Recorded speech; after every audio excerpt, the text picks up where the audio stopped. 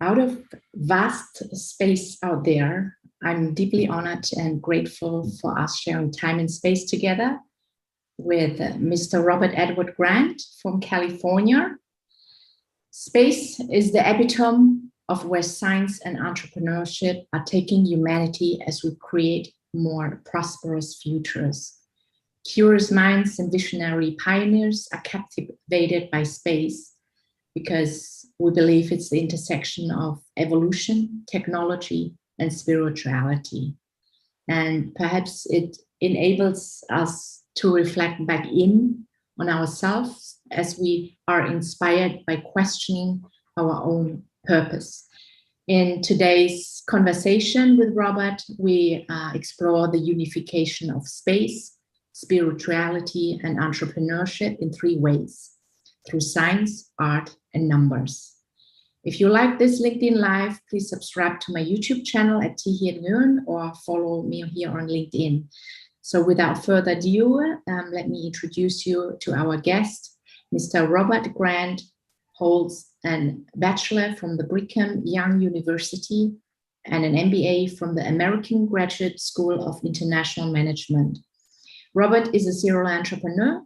He's the founder, chairman, and managing partner of S.P.A.C.E Crown LLC, a growth equity holding company with a broad portfolio of company and asset holdings spanning healthcare, clean energy, social media, and financial technology. He's also the founder and chairman and CEO of Crown Sterling, a next-generation cryptography company based on novel discoveries in geometry and mathematics. He has also recently published a book, which is right here in my hands, Philomath. Highly recommended. Almost through this, I thought I need to message this man and get him on a podcast. So Robert has multiple publications in maths and physics related to his discoveries of quasi-prime numbers, a new classification of prime numbers, and a unification wave-based theory connecting and correlating fundamental mathematical constants. So welcome, Robert. Thank you. Share with us. It's a pleasure to be here. Thank you for being with us. We are having the pioneering spirits, Mr. Sir Richard Branson and Mr. Jeff Bezos going to space in a few days.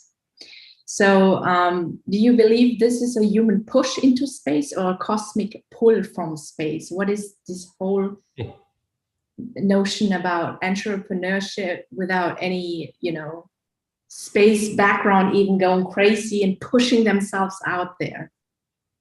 Well, first of all, I'm happy for Richard Branson. I had the opportunity to spend a couple of weeks on his home in Necker Island about 10 years ago. And I've done it actually 2 times. And it was at different stages of Virgin Galactic's kind of development. And the last time I was there, they had just had a major challenge to their whole program because they had a problem with their system and the technology. And there were several people there from Virgin Galactic. So I know there was kind of a dark moment for them because they just had kind of this big accident that had basically come out of that. But I'm so happy to see that he's continued his own personal thrust towards getting to outer space. And to me, I look at this as not something that's separate between push and pull. I think that we perceive very often inertia. We perceive very often separation between supply and demand. We perceive very often separation in the same way between things like art and science, as well as between science and spirituality. And to me, I see them as just evolutionary and that they're actually coming together on their own. I think mankind is at a stage now where the world and humanity in general is looking for what is its next evolution and what will that next evolution include. I think all of us with COVID-19 have had a chance to really contemplate the profound aspects of our lives and who we are. And I think as all of us have done that, it has caused us to go within. And going within is where we find all the major answers. So I think that a lot of these things will be emblematic of pushing new boundaries for humanity. And those new boundaries may not only be related to space and space exploration.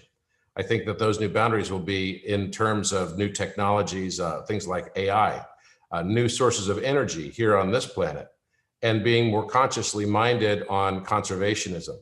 I think these are all areas that we're going to be pressing, the vistas of our imagination and thinking about things differently. There's a big topic right now, for example, around the subject of universal basic income that is becoming more and more prevalent. I think that's also part of this normal trend that we are starting to feel like, as a human race, that we maybe should be at the point where we graduate from this constant toiling of human doing to be more human beings. And I think that's a very, very big difference. The whole mindset of scarcity that has really marked the last several hundred years, and probably even the last few thousand years, I think is something that also is poised to change, and that we look at the world in very different ways. So I think this is all just part and parcel of an evolution that is a macro trend that's happening around the globe with literally every human being as we contemplate who we are. You have a background also in health. So how did you pivot your career? You one of the few successful entrepreneurs who talks about the convergence of purpose, entrepreneurship, spirituality, numerology, and through science and art. I know you're also a musician. We can see that. How did you pivot? Was it always? Did you always view life through holistic lenses, or did this purpose, did this mission just came to you through a traumatic event or insight, or? I would say all of the above. I actually started out as a musician. I went to university and I had a scholarship for music as a performance major. And at a certain point, I decided that I wasn't probably going to be a musician the rest of my life, because while I was good enough to get a scholarship, I kind of realized, or maybe I let myself believe early on, that I needed to get serious and make money, and I had to be able to raise a family and all of those things. And I thought, what are the chances that I'm going to be good enough to be a professional musician? And so I left music and I left it behind. I never forgot it, but I didn't even talk about it with people. I never even told people that I was a musician, because it was something that I didn't want to associate with, because in my own sense, I was trying to repress it out of my own thinking. And, it's like when you're in that stage, you want to say, okay, no, I'm a serious businessman. And so I'm going to be a serious businessman. I'm not going to talk about my frivolous pursuits. And I think we all do that to a certain extent. And life has a way of making you come back full circle. And, we tend to be born into separation and these concepts of separation as we build up our persona, and all the things that we want to associate with are the things that we ascribe to that persona. But then all the things that we don't want to associate with, that might actually garner us shame to a certain extent, are the things that we push away and we say we want nothing to do with. And in fact, we often find ourselves in a position where we judge other people in that same lens. And so the negativity that we sometimes judge in others actually is a manifestation of our own perception of ourselves and the things we don't like about ourselves. And we go through life gaining more and more separation.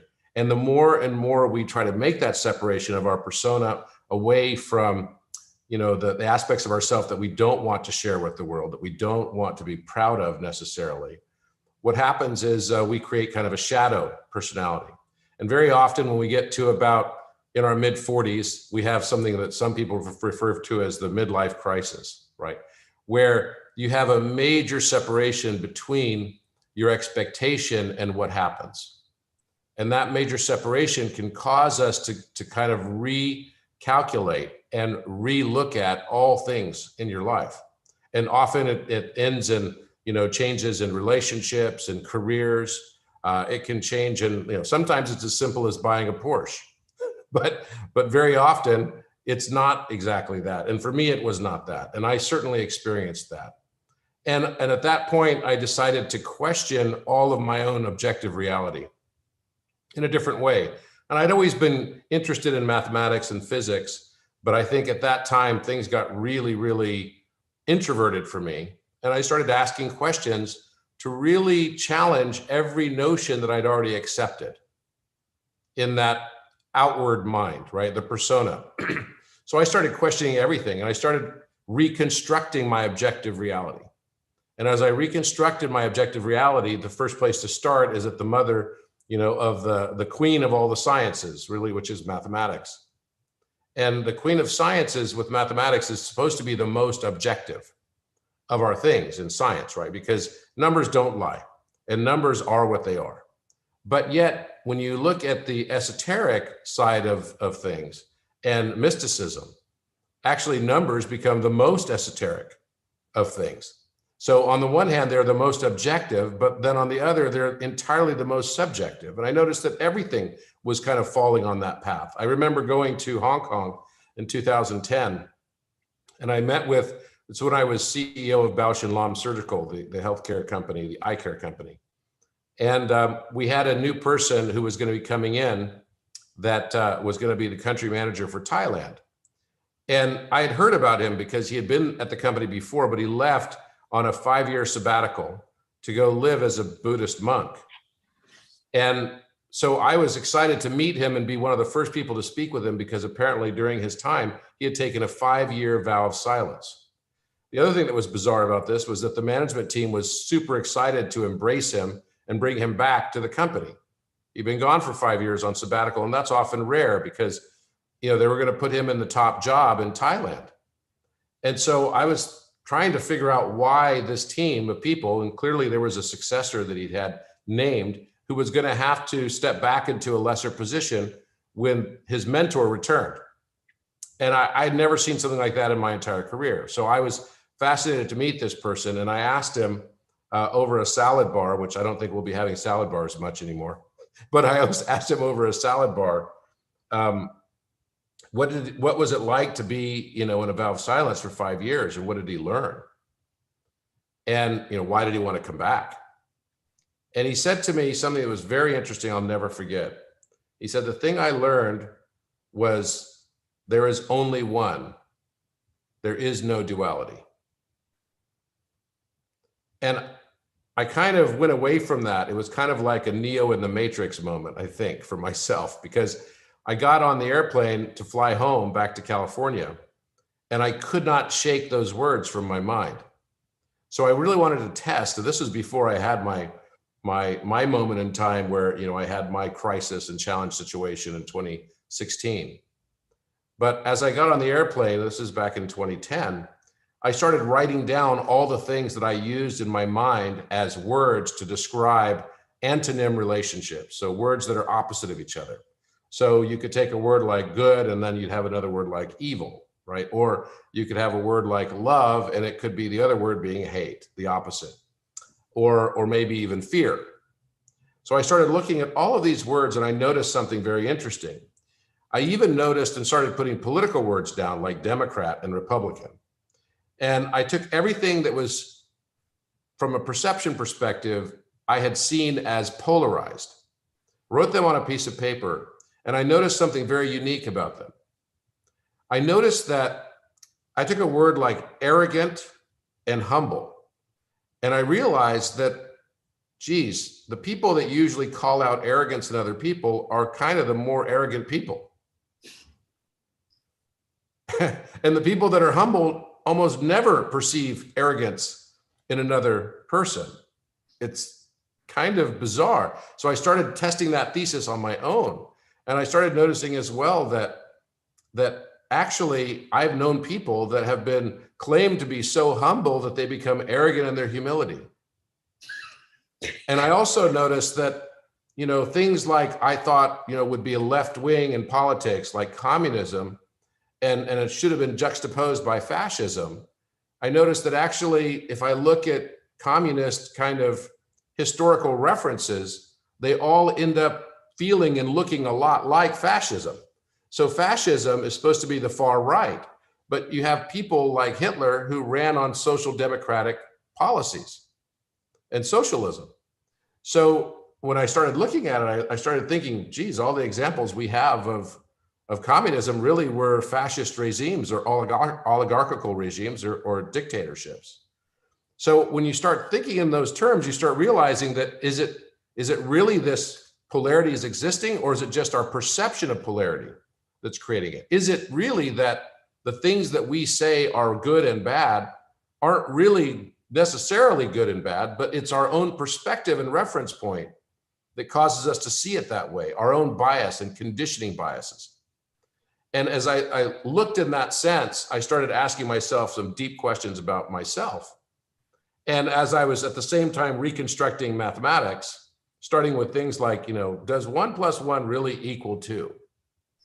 And going from there, literally reconstructing my entire objective reality in that way, in the process, I looked at things from a new sheet of paper on everything. And as I looked at things and started questioning everything and starting and not assuming anything, because my father used to always say to me, don't assume things, son, because when you do that, you're very likely to make an ass out of yourself and someone else as well. And those words always rung true for me in some way.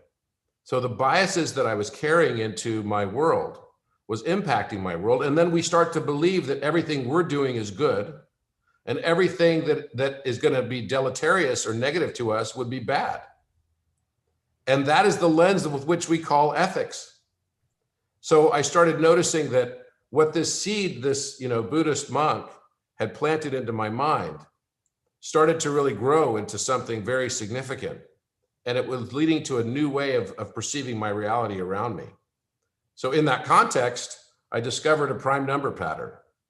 And the prime number pattern was not something, it wasn't that I was trying to get into the field of cryptography. We have enough companies already. I wasn't trying to go into cryptography. What happened was, I discovered a new classification of numbers that we call quasi-prime numbers. And those numbers are on a modular arithmetic, mod alignment or configuration of 24. And I started investigating the number 24 because 24ness seemed to be something that carried throughout the prime architecture. And the reason for that is that every prime number I noted over the number 5 or 5 and higher, so 5, 7, 11, 13, 17, 19, 23, and so on, that these numbers, when you squared them, were always a multiple of 24 plus 1, without exception. So I knew that there was something related to 24ness. And the other thing that led me to 24 was the Fibonacci pattern. That when we do a digital root analysis, or what's called a mod 9 analysis on all Fibonacci numbers, so starting with 1 + 1 = 2, you just sum the prior two digits, right? And then 2 + 1 = 3, and then it goes 3, 5, 8, 13, 21, 34, and so on. I noticed that when I bring those down to digital sums, so reducing them to one digit only, that those number patterns actually repeated every 24 numbers, identically. And I thought, clearly there's a pattern here in digital root mathematics. So I took the same lens to understand that further and applied it to the prime number series. And when I did so, I realized that there really is a geometric pattern and that prime numbers can be absolutely predicted. So we published the paper on Cornell's site, and I started getting all kinds of inbounds from people in the security field, the InfoSec field and community, saying, okay, now you can predict prime numbers without having to use the longhand form of what's called the sieve of Eratosthenes. And what does this mean for cryptography? And when I started digging more deeply into it, I realized, well, not really much, because in cryptography is all about prime factorization. But what does factorization have to do with prediction of prime numbers? Well, there was a connection, and it took me a while to find the connection, but the connection was geometric. Because if there's a geometric pattern that allows us to predict prime numbers based on mod 24, which in 3 dimensions turns out to be a cube octahedron, which is the structure of space-time, because a cuboctahedron, which is the central anchoring geometry of the Archimedean solids, this is a solid that has both triangles and squares as its sides, and they're equilateral triangles, but it has 24 edges, defining its modularity of mod 24. When I realized that, then I thought there must be a geometric pattern then related to prime factorization. And therefore, there must be a pattern that relates to the sum and product of the same two integers. And it turned out to be right triangles. And we are about to very soon publish a new paper called the sum product conjecture. And this defines a new way of looking at factorization. And as we look at factorization related to a Pythagorean approach to factorization, it has profound implications on today's cryptography, prior to the advent of quantum computing. So that was something that was a big shock to us, that in fact, and you can try this on your own as well, that every triangle is defined by an X and Y value, which was a new fundamental discovery.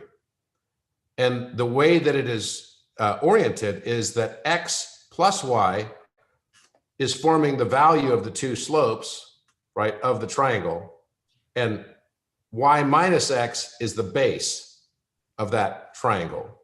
And the height is the geometric mean, which is defined as the square root of the product, X times Y.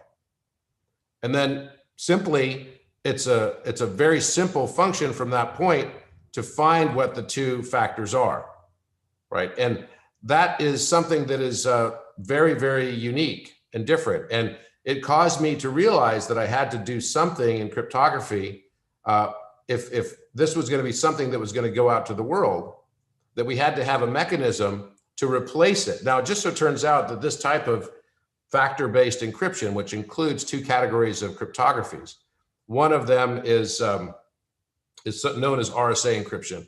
The other one is known as elliptic curve, have already been defined by the community of cryptography to be at risk of quantum computers. Quantum computers have a ternary, it's not only a binary 1 and 0 relationship, and if they have enough qubits, they can very quickly in polynomial time be able to, by using an algorithm called Shor's algorithm, factorize large semi-prime numbers, which are used in cryptography, both for elliptic curve and for RSA encryption. And this is what's known as the discrete logarithm. And the discrete logarithm on the elliptic curve is based on logarithmic sort of parabolas. But it is, again, a modularized factorization process. So when I realized this, I thought, well, geez, we have to figure out a way to come to market with an information-based theory, not number theory-based cryptography solution. And that's where we addressed one-time pad. And one-time pad is unique because one-time pad, being information theory-based, is completely not breachable. It's completely resistant already, a priori, because it's not a mathematical equation from quantum computing. And it's already known as the very best encryption in the world.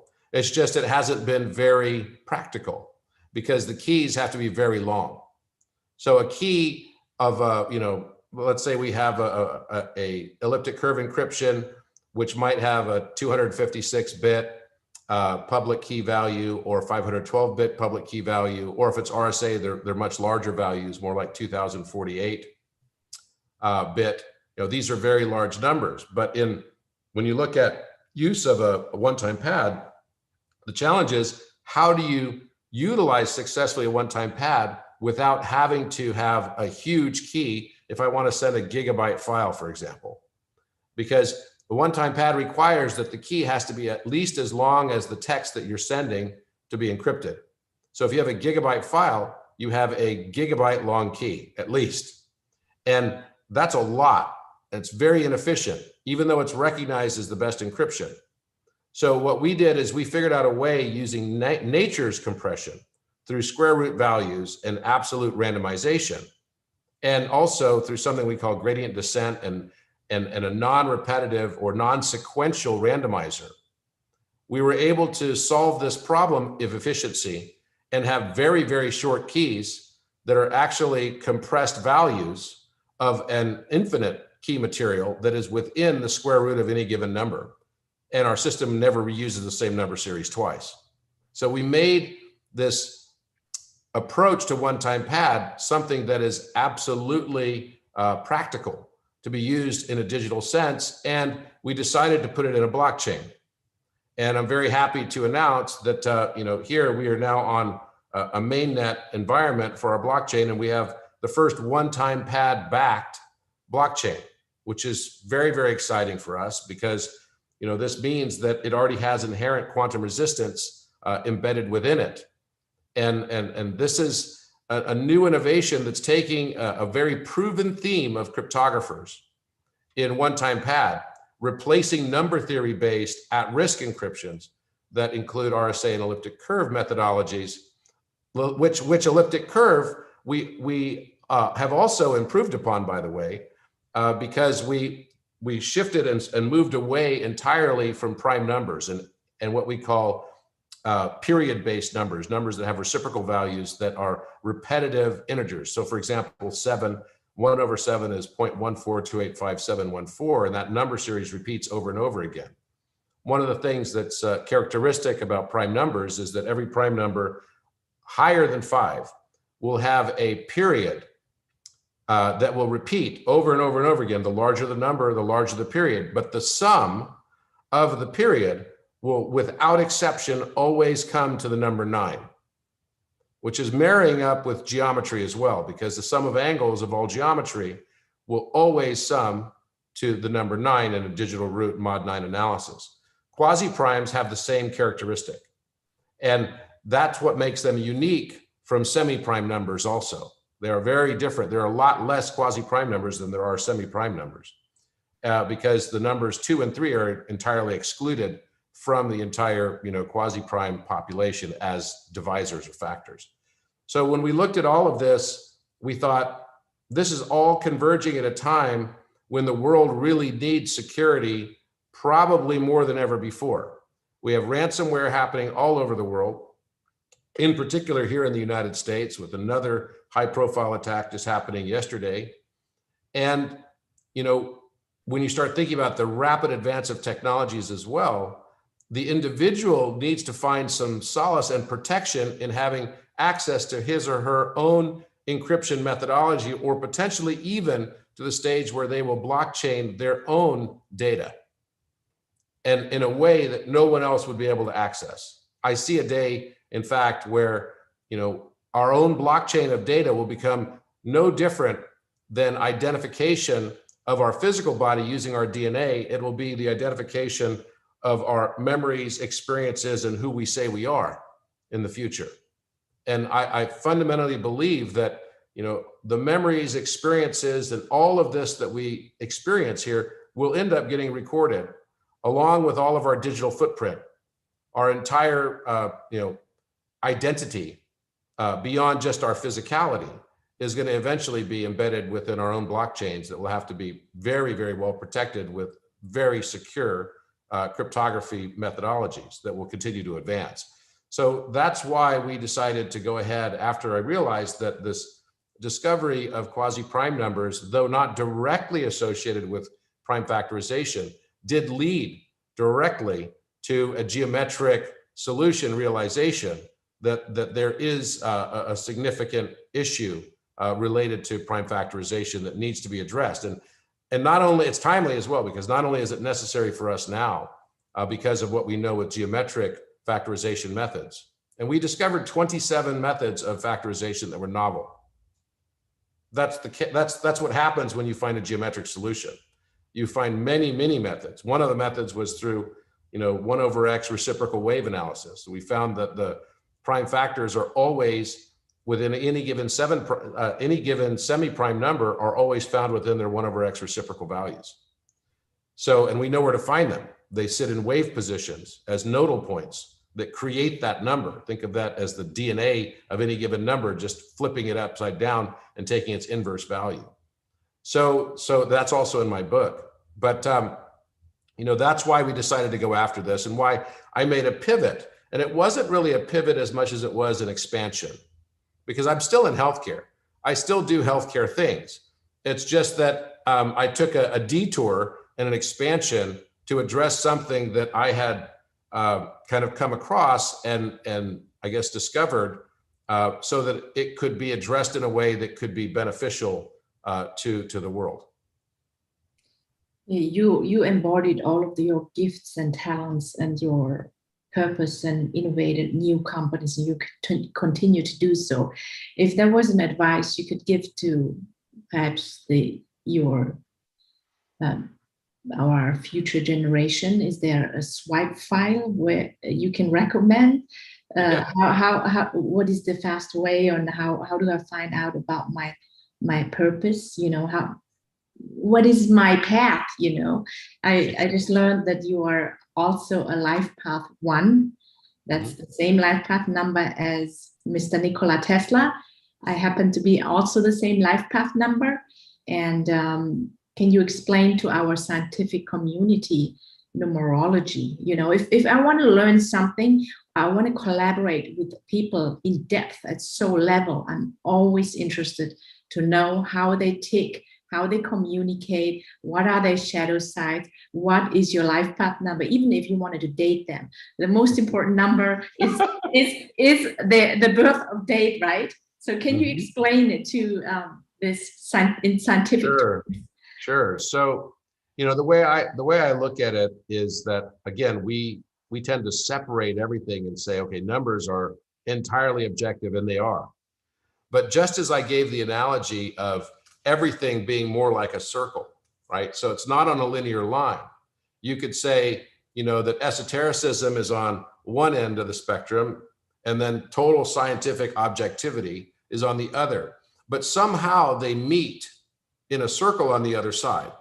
And if you go one step further, right, there have been a lot of scientists that have said, if I study science a little bit, I dismiss any notion of a creator. If I start to study science a lot, I realize that I come closer and closer to the concept of belief in a creator. And I think that is absolutely true, whether we call that creator a creator, or we call it an architect, or whatever, or maybe some might believe we live in some form of simulation, which is probably not dissimilar from what a lot in Eastern traditions would believe, right? In concepts of Maya.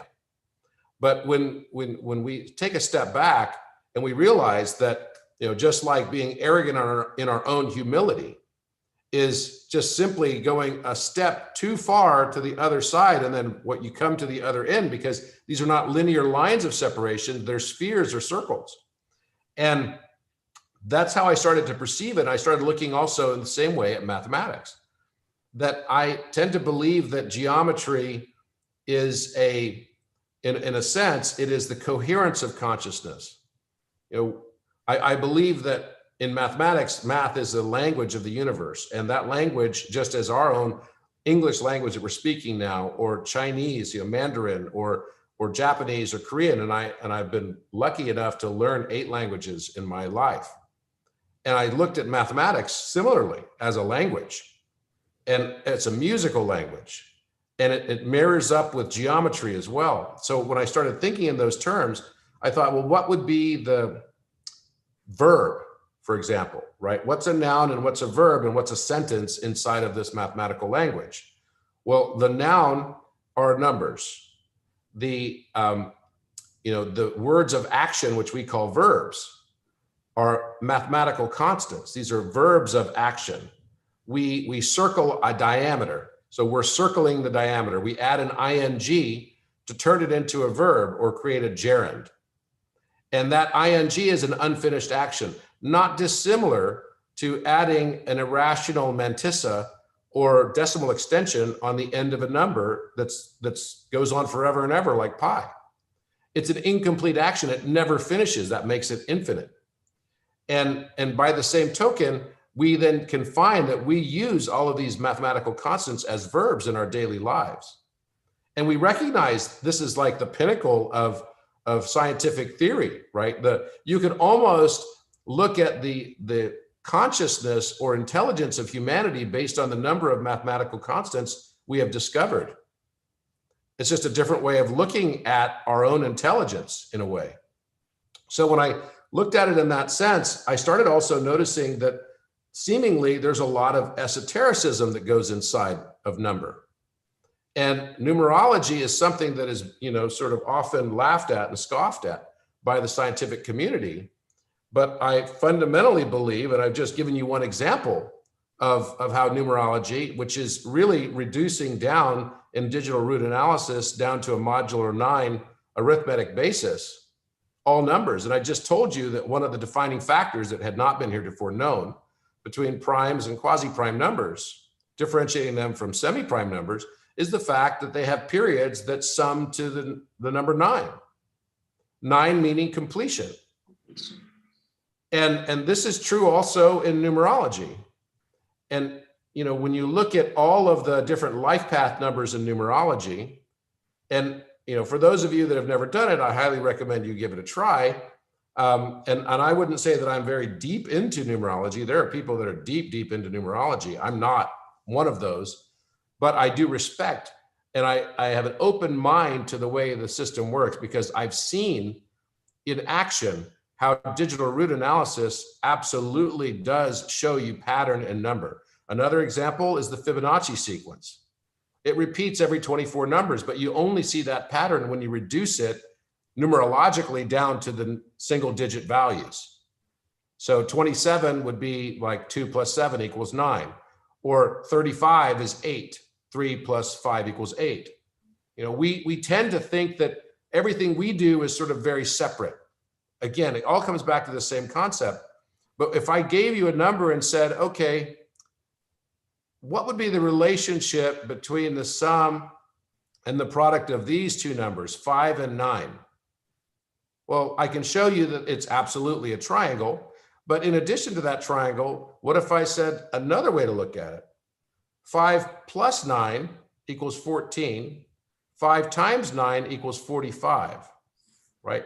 If we add those two numbers together, they add up to 59.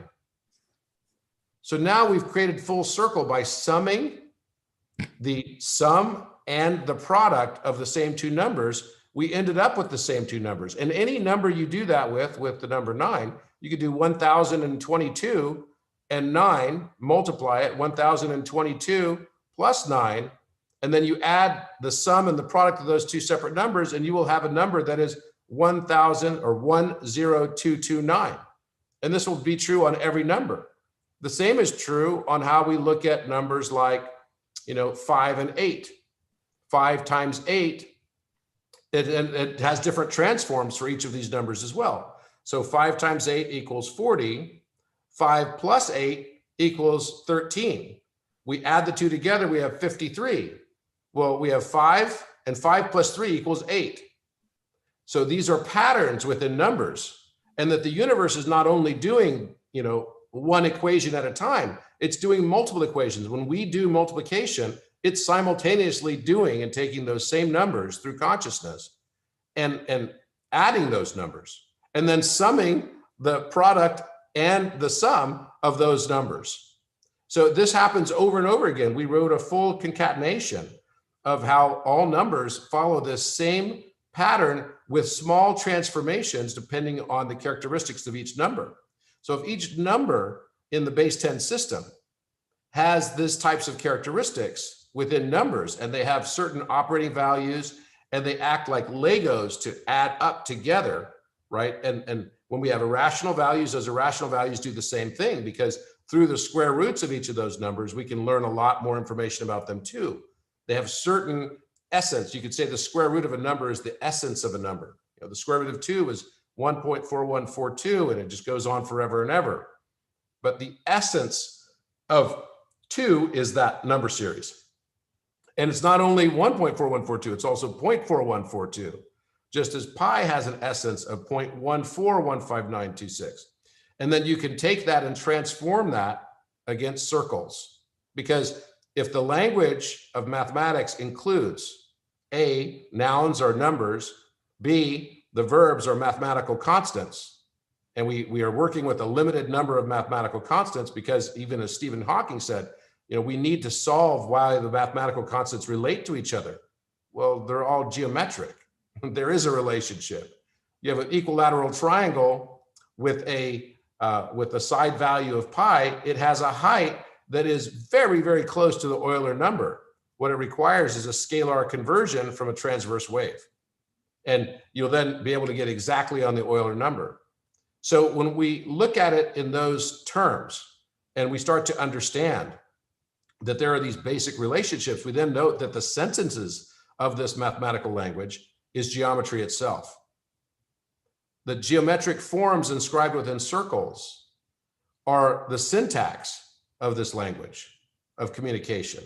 When we see geometry, it's communicating at a subconscious level with us, just as a QR code speaks to an iPhone. It's really no different. So when I started looking at it in that sense, I started diving deeper into understanding these relationships in numerology. And I can tell you that it is fascinating. And I tend to now believe that each of us, every one of us, are subjected to certain mathematical relationships. Those mathematical relationships are consistent with also the way that both Isaac Newton and Johannes Kepler described the harmony of the spheres. And as we understand these mathematical relationships, we tend to think that everything ends up organic. But how can it be so perfect all the time? I'll give you an example. We look at the sun and we look at the moon, and we have a perfect eclipse. We had an annular ring eclipse, the ring of fire, only a few weeks ago. But actually, we often have experience of a perfect solar eclipse. And I remember in 2017, where I was in Newport Beach, California, there was not a perfect solar eclipse. We had a 61.8%, which is the golden number solar eclipse in Southern California. But those that were up in Ashland, Oregon, had a perfect solar eclipse to be able to view. Have you ever thought about the amount of sort of universal lottery that the universe has to play in order to create a perfect solar eclipse? In order for that to happen, the distance between the Earth and the moon has to be exactly in proportional ratio the difference between the sun and its distance to Earth and the scale via diameter of the sun versus the moon. So the sun is exactly 400 times larger in diameter than the moon. The moon is 2,160 miles in diameter, and the sun is 864,000 miles in diameter. So what's also interesting about that is if you take the sun and you multiply that 864,000 miles to find the circumference of the sun, what a surprise, it's the Euler number in miles. 2.718 million miles. It's kind of incredible. What an incredible coincidence. And when we look at the moon and the moon scale of 2160 being 400 times smaller than the sun in diameter, it also has to be 400 times less distance from the Earth. So the moon is approximately 240,000 miles from the Earth, depending if we're looking at the aphelion or perihelion, but the average is right about 238,000 miles. When we look at that and compare it against the 93 million miles, 93.3 million miles, that is the distance between the sun and the Earth, we then recognize that it's 400 times. Now, this is exactly why we can have a perfect eclipse. The chances that we're going to have 400 times in distance and 400 times difference in diameter are such a cosmic lottery that it's incredible. So when we think in those terms, and then we start looking at the other distances between planets and the sun, we start seeing a huge harmonic pattern. It's all harmonics. And the harmonic relationship is defining not only the distance in our orbitals, but it's also defining the speed of our spin. It's defining as well our orbital velocity. The orbital velocity of the Earth, strangely, is exactly 10,000 times slower than light speed, approximately 67,000 miles per hour, or 18.6. Recognize the 18.6 because light speed is 186,000 miles per second. And the Earth, and Google it if you don't believe me, is traveling at 18.6 miles per second. So we're light speed times 10 to the negative fourth power. That's kind of interesting. And when you start to consider all of this, then you have to start to also consider that Isaac Newton himself and Johannes Kepler and René Descartes, and who was the creator and father of the scientific method itself, and yet he was an astrologer and an alchemist. Might there have been ancient wisdom that each of these people might have understood and known? And I believe it's very possible that the great geniuses of the world that we have seen have all been polymathic. They are equal parts musician, have often been, as John Dee was, the top mathematician in Europe at the time, but also the Queen's astrologer. So maybe it's something that we shouldn't shun so quickly. And numerology also, especially in these life path numbers, which have an uncanny relationship. You know, I've done a lot of work also in the field of psychology relational to Carl Jung.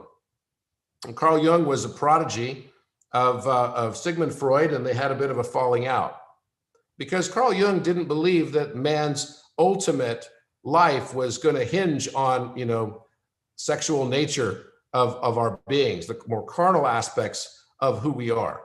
Whereas certainly Sigmund Freud was, but if you look at the private work of Sigmund Freud, he was a Kabbalist, another esotericist. And he is certainly known as the father of psychiatry and clinical psychology today. So when we think in those terms, then you realize, let's look and see what it is that Carl Jung had to say about all of this. And Carl Jung was absolutely an alchemist. And as an alchemist, you know, he was basically teaching us, and what was born out of that alchemy, these four elements within alchemy, which are earth, air, water, and fire, which represent elements like hydrogen, nitrogen, oxygen, and carbon. Each of these were basically separations he created that then Myers and Briggs ended up making into a personality profile test that is very, very astoundingly accurate. And the Myers-Briggs test, most people don't realize, was based on this quaternity of Carl Jung. 16 personality types, 4 times 4. And I have done this test on literally tens of thousands of people. When I interview them, I use it, I've modified it. I have my own test that I call the alpha test that incorporates different aspects as well, which include emotional quotient, as well as positivity quotient, as well as their Myers-Briggs test and DISC. So I've drilled it all down to 27 questions because I didn't like to have everybody have to take several hundreds of questions in order to find, you know, the answers. So I reduced it down to a practical 27 questions, and each of those questions are oriented around those different aspects of personality. But there's only 16 personality types in the Myers-Briggs sort of lexicon and their process. And I can tell you, after a lot of longitudinal data that I've captured on this, both anecdotal as well as scientifically, there is an absolute correlation. It is a direct, and I would say it goes all the way up to and including, arguably causality. So if that can be the case related to our Myers-Briggs, is there also a relationship to things like mathematics? I believe that geometry is the coherence of consciousness, and the fractals of those consciousness are in number. So even the shapes of numbers themselves take on geometric form. And it's so genius the way that it came out. If you look at the number 2, have you ever noticed that it's an upside down backwards 5? The number 2 is an upside down backwards 5. Well, that should not really surprise us, because even though the Arabs are credited with coming up with these numbers, actually, the number 2 and 5 have a relationship very directly. We double and halve. But not only that, 1/2 is 0.5. and 1 over 5 is 0.2. They literally are mirrors of each other. 4 and 7 carry very similar characteristics. 4 can look like a 7. So did somebody plan this? It's a really good question. I don't know the answer to that question. What I do believe is that consciousness is something that we are barely starting to understand now. And I think that there's going to be a lot more leaps in understanding of what consciousness actually is and how it operates with the human mind. And I don't believe that thoughts are local to the biology or the cells of the brain. And there have been a lot of research studies that have shown and proven that as well. I went to meet with the Dalai Lama after I discovered the prime number pattern. I was invited to Dharamsala, India, and I led a scientific delegation to meet with the Dalai Lama. I also got invited to speak at the Vatican on prime numbers. So I was there to teach the Dalai Lama the prime number pattern. What an honor that was. And I had several scientists with me, one of which was Hans Kierstead, who was a very famous stem cell scientist and researcher. And the topic came up of, where are thoughts? Are thoughts actually inside of our brain? Or is our brain more of a radio receiver? And we don't really know the answer to that question. What science is now showing today is that thoughts are not necessarily proven to be local to the cells in our brain. This is a different way of looking at the universe around us. Because then it says that if thoughts aren't local to our brain, then we really aren't separate from anything else. And we're all part of the same thing. And we're all connected through the space that we believe divides us. The space is the thing that connects the entire universe together. And to me, I see all of this as one continuum. You know, obviously it becomes more and more philosophical, but to young people, my recommendation would be the same thing that I was told by, I had the blessing to meet with Shimon Peres 3 times before he died. And his last time he came to California in 2015. And luckily I was asked and I was sort of summoned to go and meet with him at a hotel in Beverly Hills. So I spent an hour with him, and this is probably the last year of his life. I can't remember exactly the date of his passing, but it wasn't long after that. But I sat down with him and we spoke at length. And I had asked him, as you look back on your life, what is the thing that you're most proud of? I mean, he was in the United Nations. He was, Prime Minister of Israel. He ran for president 3 times, and on the 3rd time, he finally won at 84 years old, which, I mean, we all had reservations in some way, shape, or form about the age of both of our presidential candidates on this last cycle of elections here in the United States. But imagine, tacking on another several years to that person's life. And that's when they're running. And I asked him, as you look back on your life, what's the thing you're most proud of? And he said, the thing I'm most proud of is I don't look back. And I said, why, why don't you look back? And he said, we have a windshield of our car, we have a rear view mirror, and there's a windshield that's very large and there's a rear view mirror that's very small. We should use them in that proportion. Just like we have 2 ears and 1 mouth, we should be able to, listen twice as much as we talk in general. And so I prodded a little bit further, and he said, look, I'm going to tell you this and give you some advice. He said, be an optimist, Robert. He said, statues are never erected for pessimists. And just like that discussion I had with the Buddhist monk, that had a profound impact on me. When I drove back to my office in Newport Beach, I could not shake those words from my mind. Be an optimist.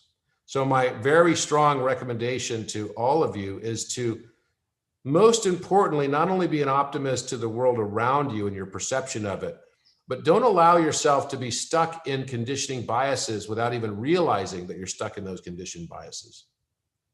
I often do this thing where I hold a cylinder and I kind of hold it on farce to whoever's looking at the camera. I don't have one here with me, otherwise I would show you. But if I showed you a cylinder, on one end of it, it would be a circle. And I could say, okay, if you're looking at this and it were casting a shadow on the wall behind me, it would cast a shadow of a circle. And you could then believe erroneously that it's just a circle that I'm holding in my hand. But if I turn it sideways and someone else is sitting on the other side of me, looking at the adjacent wall, at the shadow that's being cast, it might cast a shadow that's a rectangle. And that rectangle would then lead that person to believe that Robert must be holding a rectangle. We have the ability to rise above from a dimensional frame. You know, Einstein said problems don't get solved, right, with the level of consciousness that created them. You have to transcend that level of consciousness. And by the same token, we have the ability to step into a higher frame of reference and realize that we're actually holding a cylinder. And we then realize that maybe in the past, I was the one sitting over here or sitting over here, arguing over it being a circle or a rectangle, when actually all along the higher knowledge was higher dimensional. It's a cylinder. And both answers are true. Both of them are correct from their perspective. And both of them are equally incorrect because they're only seeing a limited perspective. I believe expansion of consciousness is about expanding our perspectives. And why I highly recommend, studying geometry and drawing geometry, even just as an art form. What that will do to your mind is expand your perspectives. It expands the number of viewpoints that you will look at geometry. And as you do so, you will gain empathy and compassion for other opposing viewpoints. And this is why Buddhist monks do their mandalas in sand, right? It's another form of their geometric expression.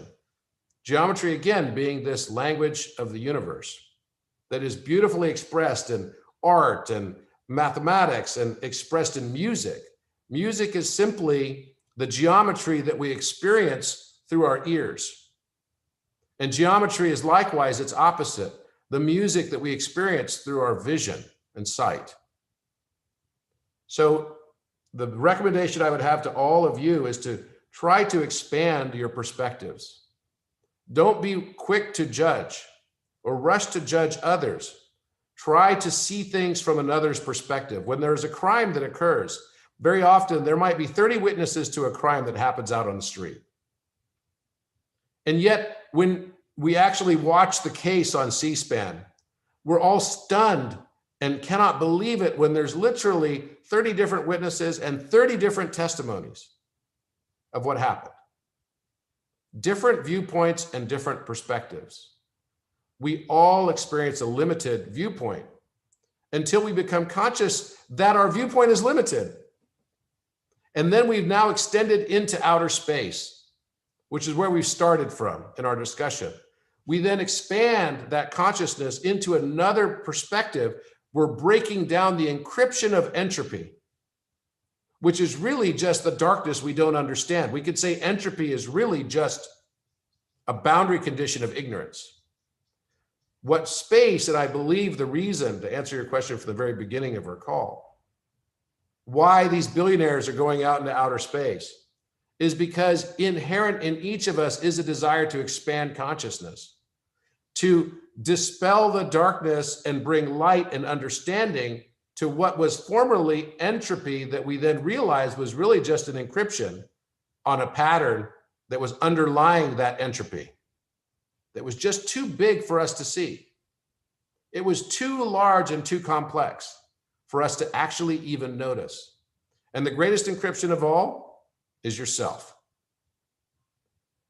The reason I say that is that once we learn to expand our perspectives and have more empathy for others, the inevitable outcome of that, in my own experience, in my own limited life, has been that I start seeing everyone else differently. I'm no longer triggered and I'm no longer angered by the way somebody does something that really is just a deflection prior that I had against things I didn't like about myself. And more importantly, I learned to actually not only accept others, but in so doing, accept myself. Self-acceptance is the most important thing that we will ever do in this lifetime. We can't take money with us. We can't do anything and take it with us into the next life, except for maybe some of our learnings. If we can learn true self-acceptance, then this place, Earth, which a lot of people look at as some sort of gigantic escape room, can actually transform into a heaven through our own perception. Because then we realize that we are actively in control of our experience. Nobody else is to blame. And anyone that claims that they are part of the woke police, right? Those that are the wokeism and all of the woke stuff, anyone who is claiming to be woke, but actually still mired in judgment of themselves and others, is not really woke. To me, it really comes down to learning self-acceptance and self-love. And I feel the need to share this, my journey, with others. Because, you know, I definitely was on the other side of this equation for a long time. And now I notice that my life is coming together where I'm able to be a musician again. I'm able to be an artist again. I'm able to pursue things that I never thought that I would do. Like I always wanted to be in archaeology. Now I'm hosting a trip to Egypt. I just shot 13 episodes of a television show that's going to be on streaming television in the fall. And it's called The Codex, and it'll be on Gaia TV. I'm very excited about it. And this was something that I always wanted to do, and where I'm teaching a lot of these types of things related to mathematics and how there's a universal pattern in the universe. And I'm very excited about how my life has now started to merge all these aspects that I used to not show the rest of the world. And it's a lot better because of it. I'm feeling more like a whole person as a result of it. And that's what I would hope to encourage the young people of today. Don't feel the need just because you have to be a human doing in this world, that you have to put away all of the aspects of beingness. You can still be. And for the first time in human history, I think we're going to see a change with data. I think that data is already the world's most valuable asset. And each and every one of us is creating that valuable asset infinitely every day as we live. And we do so without toil. We do so simply by being, which makes me very optimistic about the future in many ways, provided that we can protect our own data. Because it's not really that the data itself being an infinite, quote unquote, asset, which sounds juxtaposed or paradoxical. It's antithetical to say such a term, right? An asset that's infinite. Okay, that sounds kind of funny because normally assets derive their value based on their scarcity. But actually, in this sense, it's not really the data that's so valuable, it's the control of it that is. This is why we have at Crown Sterling made a statement, and we published it very recently, which is a data bill of rights. We believe that you should own your own experiences, your own memories, your own everything. That's only for you to own. And you should be able to control it and decide whether or not it's ever monetized. You know, if Facebook today had to write us a check for the revenue they capture for each one of us, it would be over $1,000 now. Approximately $1,300 is the latest estimate. And that's up from $600 the year before, and up from $300 the year before that. You know, having this concept of a universal basic income is not something that I think is sustainable purely from a redistribution perspective. It's going to be too difficult to do that. But if each of us is creating an asset today, just by being, we as the original producers of that asset should have property ownership rights of that asset. And that property ownership right is protected by the United States Constitution and Amendments 4 and 5, as well as already protected by the United Nations Charters on Human Rights and European unions. While privacy is difficult to protect in today's world, We've become more and more numb to the issues related to privacy. Ownership, much easier to protect. And we just did an exhaustive review legally on this. And this is something that we believe is already the case, that your data is the intangible personal property of you, the original producer, not somebody else. It doesn't mean that a corporation can't lay some claim to it, but they can't simply, through some contract of adhesion, bypass you as its original producer and being able to gain some value attribution from it. And contracts of adhesion are not going to be the right approach from the perspective of saying, oh, no, we informed you. We informed you. You know, these contracts of adhesion are not going to be upheld because you can't sit here and say to somebody, oh, I own the road in front of your house, when somebody has to be able to cross the road to get their food and live their lives. By simply saying, okay, by driving on my road, you now have to follow my rules, that's not going to fly. And we're going to do everything in our power to make sure that doesn't fly for consumers. We want consumers to be able to capture their own data. And thankfully, companies like Apple are leading the path on this. I'm very grateful to see Apple taking the steps and measures that it has to allow you to protect your own data. What we're doing through Crown Sterling is allowing you to have an app to collect that data and put a fence around it. What Apple's done is protected it. We've made a mechanism for you to collect it and to put it in your own blockchain. And then you could decide whether you want to monetize the value benefit of that blockchain ever or not.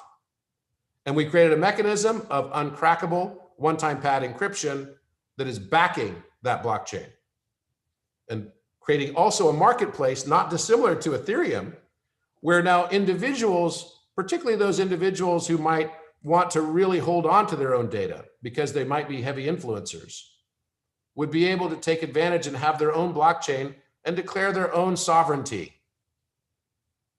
This is where I see the world shifting towards.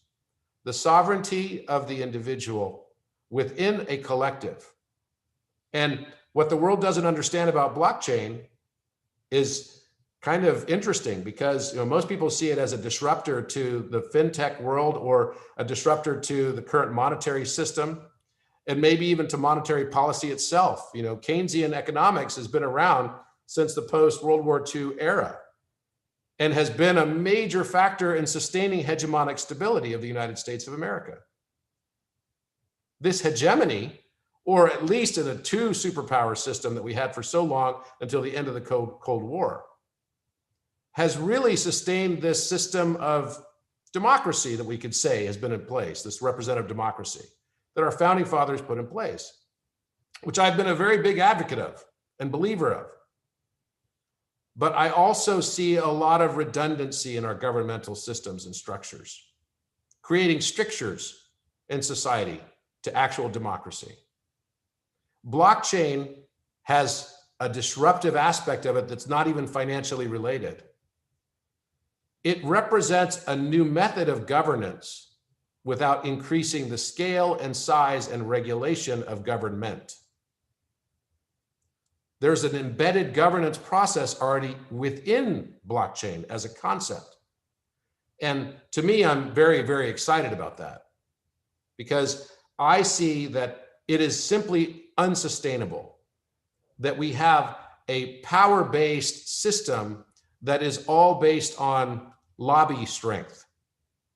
When I was at Allergan as president of Allergan Medical, one of the things that we faced as a challenge was Obamacare. And they had targeted specifically Botox. And I was head of that business. We called it Botax. They wanted to put in place a Botax. And I'll tell you the story about what happened because we were in contact with Harry Reid through our government affairs teams. Harry Reid was the head of the Senate. He was the top guy in the Senate. He's a Democrat. And he was from Nevada, a very pleasant person who is very interested in aliens, by the way. He's very interested in extraterrestrials and another one who probably wants to go out into space. But when facing a situation where a large pharmaceutical company could muscle their way and say, look, we do not want you to tax women, because the customers of Botox, which is an elective procedure, they're looking for any way to cover this $1 trillion gap on how to fund Obamacare, the Affordable Care Act.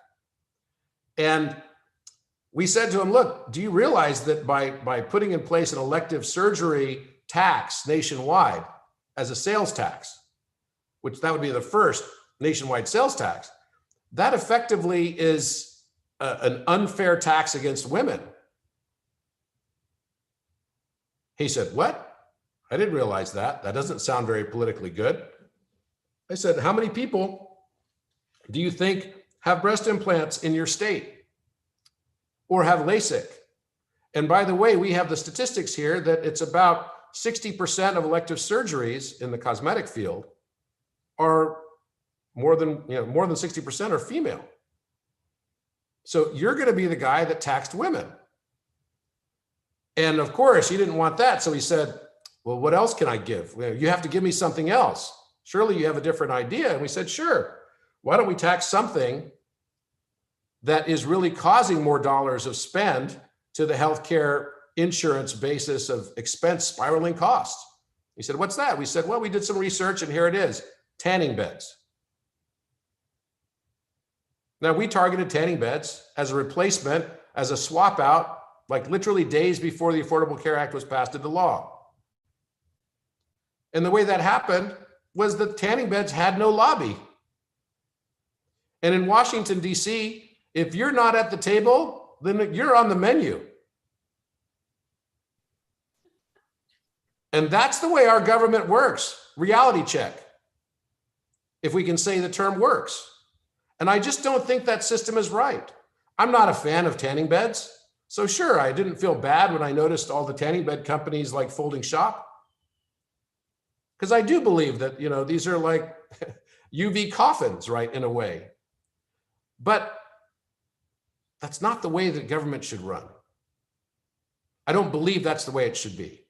It was a victory for us, but I don't think the process pointed to a victory for humanity or a victory for our process of governance. And I think there's a better way.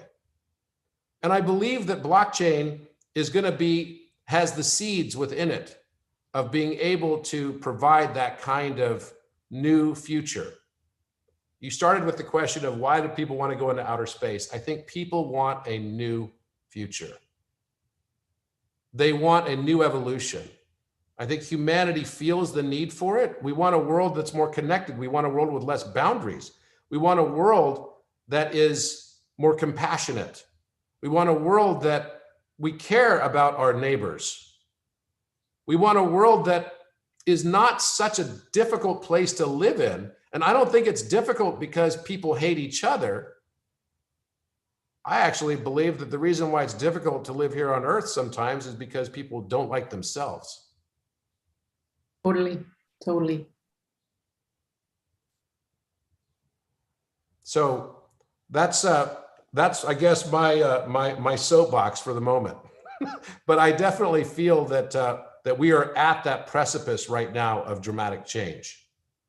And I for one am so thrilled to be here at this moment in time. I'm so grateful. I gave a TED talk on how to deal with fear in your life.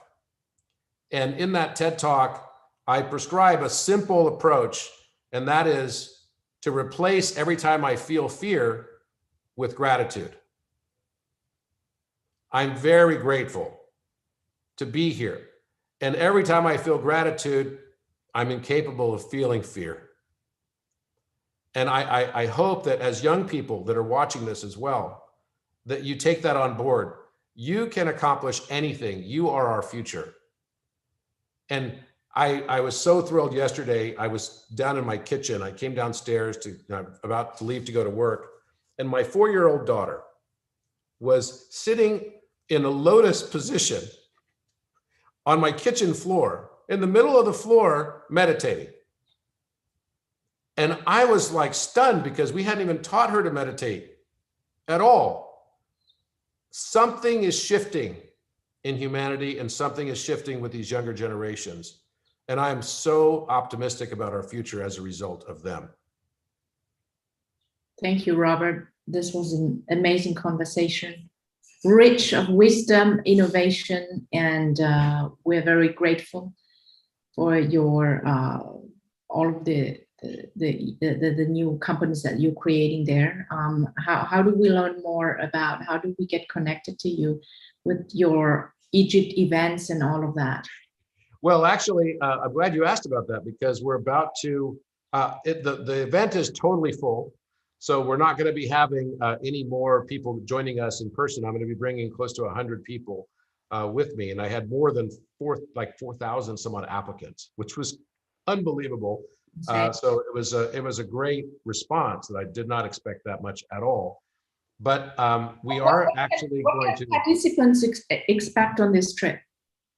Oh, well, my last 2 trips to Egypt, we made major discoveries in the King's Chamber.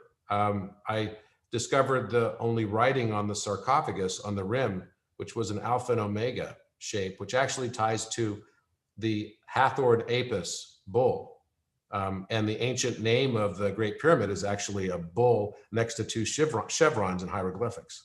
So Bull Mountain. And since I discovered that, and I presented it to a group of about 5,000 people about 2 weeks later in Palm Desert, and it was full of, the audience was full of Egyptologists and archaeologists. I've gone back again last year, right before COVID. So we came home the day before they closed the border.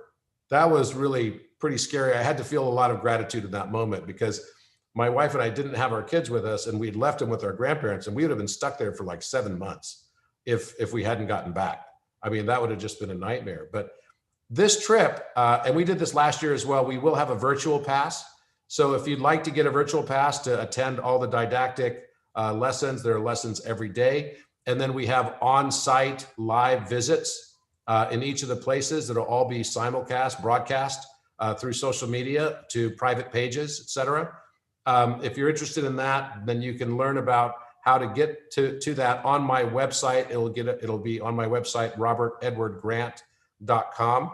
And you'll find a section in there about Egypt. And so just click on that link and you'll be able to access the virtual passes. And those that do virtual passes are the ones that get sort of priority to go on the in-person trips for subsequent years. And we don't let necessarily the same people go every year, because we want people to have this experience. But it is literally like a Indiana Jones trip, straight up. I mean, we spent more than half the time underground, deep underground. And there is a deep labyrinth under the Giza Plateau that we could experience with the shaft of the Syrian shaft, as well as now there's going to be another shaft that we're hoping to go down, which is called the Holy Shaft. And I was able to actually go under the Sphinx on my last trip, which is not something that they generally let people do. I have spent 5 nights inside the Great Pyramid. And I did one of those nights entirely by myself. And we're going to be doing that again. We have all 3 pyramids open to us all night long. This is only the 3rd time in history that this has been done. I was there for the other 2 times that it has been done as well. And you're not sleeping in the pyramid. It's not like a glamping experience. And certainly it's not something you can find on Airbnb. But we have special access, special permissions. And we have discovered 8 new stone reliefs inside the King's Chamber as well. And we're going there this time to do a fulsome documentation of them. And I'll have even TV cameras and et cetera joining us on this trip. So I'm very excited about it. And if you would like to be with us for these new discoveries and for the documentation of the ones that we've already made, please go to robertedwardgrant.com. And if you're interested in following my work, you can do so both on my website as well as on Instagram, on Facebook. I have quite a few posts on there almost every day.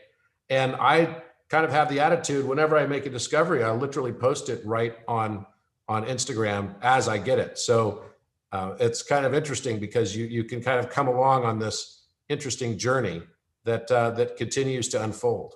So it's been an exciting time, and the other places, if you're interested in learning about our companies, you can go to crownsterling.io.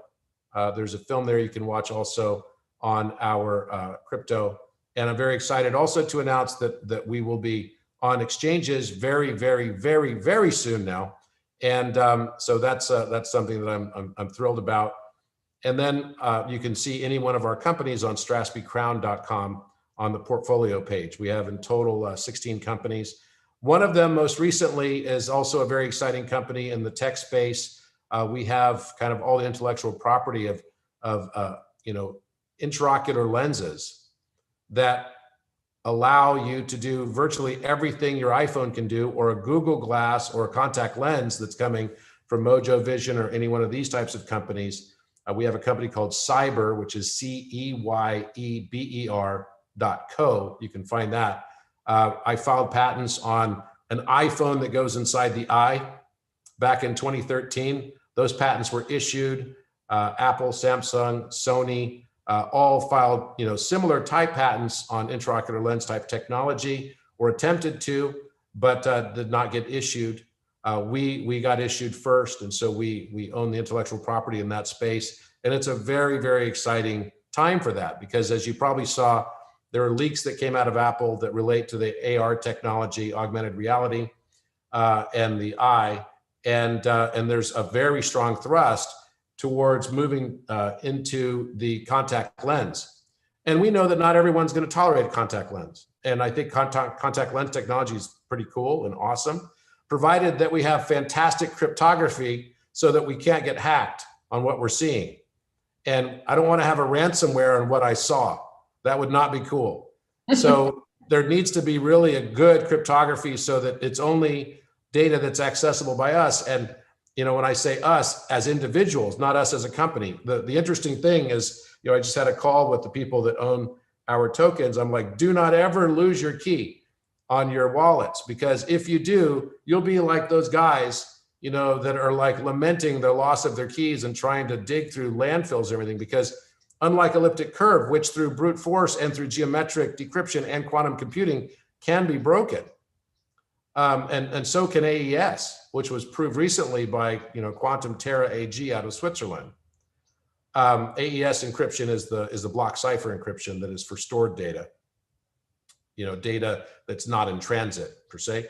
But basically, you will not be able to crack a one-time pad. There's no way to crack a one-time pad, especially that these keys are never used twice. And that is very unique. So I said, please don't lose your key, because then you'll really be in trouble.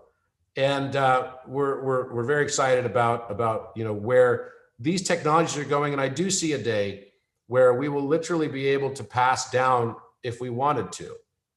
It's all our choice. It all comes down to our control. That's why cryptography becomes so vitally important. We will be able to pass down to our children our own memories and experiences. And it'll all be stored in some blockchain through a geometric compression, and which is another thing we've recently innovated, that actually geometry itself is a blockchain. And I'll be happy to explain that to you in another conversation, where we can trace origin of all geometry back to source. Please back to number one. Robert. I'd be happy to come back and explain that. And we've been filing patents on it and everything. And some of this relates recently to the more recent discoveries as well, that are about, every triangle has an X and Y. And that X and Y is what defines the triangle through its sum, its product, square rooted, and its difference. And as we look at this, we realize that infinite data can be stored in ratios of geometry. And I'll just leave it at that. Thank you, Robert. One last one. I see Yes. You're real old school. You use a ruler, a protector, a pen, and a paper. What is your secret sauce? Do you offer mentorship for children, or how do we learn? You just take, you do the real old school thing and you get this encryption downloaded through you, or? Yeah, so, I would say this. First of all, the first thing I would do, if you're interested, is there's a structured course that I have that you'll find also on my website called The Etymology of Number, and then another one called The Language of Light. And those are both paid courses that are hosted on Resonance Academy. And I cover things like, the polymaths and Leonardo da Vinci and what knowledge they may have had through a series of decryption work that we did, my colleague, Alan Green and myself. And what messages they may have had for us in this day that might be relevant. But in addition to that, during the first month of COVID, after I just got back from Egypt, I put on a daily session called Philosophical Geometry, where I taught drawing of geometry and combined it with philosophy of the moment. I thought that it might be one way that I could help assuage fears and bring, as people were very afraid, the level of fear in the world at that time, and in March and April of 2020 was probably higher than I'd ever experienced in my life. And so I felt the need to do something to help with that. And I was stunned when my 1 hour class per day was getting 50,000 views every day. And I never thought that they would do something like that. So all of those courses on how to draw geometry are all on my website in the blog section under the title Philosophical Geometry. There are 31 courses that are on there, and you can access all of them. Each one of them is an hour long, and you'll be a pretty good drawer of geometry if you take that course, and it's free. It's all free. So I also teach a course on Access Elite, which is one of my other companies, and it's also called Meditative Geometry. I'm on a hiatus from it right now. I did it for 10 weeks. It was every other week, 10 classes, but you can access those classes. And that's also a paid course on Access Elite. And I'll be starting that up again on Access Elite very soon. So I really enjoy doing this for people that like to learn how to draw geometry. And for me, I believe that it expands our perspective. So that's something that's great. If that leads to people starting to accept and love themselves more, that means they'll accept and love others more too. Totally, totally. Sign me up for all, man. Thank you for being with me today, Robert. Thank you. It's my pleasure. Talk to you in the future. Thank you very much. All right. Thanks very much. Have a good day.